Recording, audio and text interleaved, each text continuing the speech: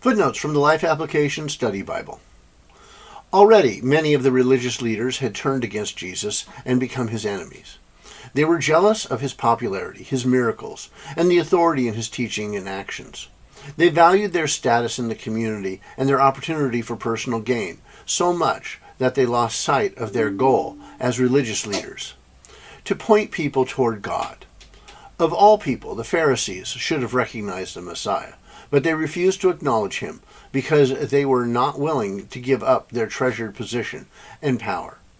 When Jesus exposed their attitudes, he became their enemy instead of their Messiah, and they began looking for ways to turn the people against him. Many of the religious leaders were so caught up in their human-made laws that they lost sight of what was good and right. Here, Jesus suggested that the Sabbath is a day to do good. God provided the Sabbath as a day of rest and worship, but he didn't mean that the occasion for rest should keep us from lifting a finger to help others. Don't allow your Sabbath to become a time of selfish indulgence. Jesus was angry with the Pharisees' uncaring attitudes. Anger itself is not wrong. What makes anger wrong depends on what makes us angry and what we do when we feel it.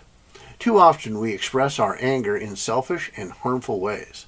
By contrast, Jesus expressed his anger by correcting a problem, healing this man's hand. Use your anger to find constructive solutions rather than to tear people down. The Pharisees were a Jewish religious group that zealously followed the Old Testament laws as well as their own religious traditions. They were highly respected in the community, but they hated Jesus because he challenged their proud attitudes and dishonorable motives.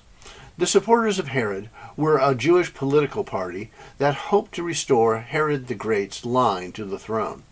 Jesus was a threat to them as well because he challenged their political ambitions.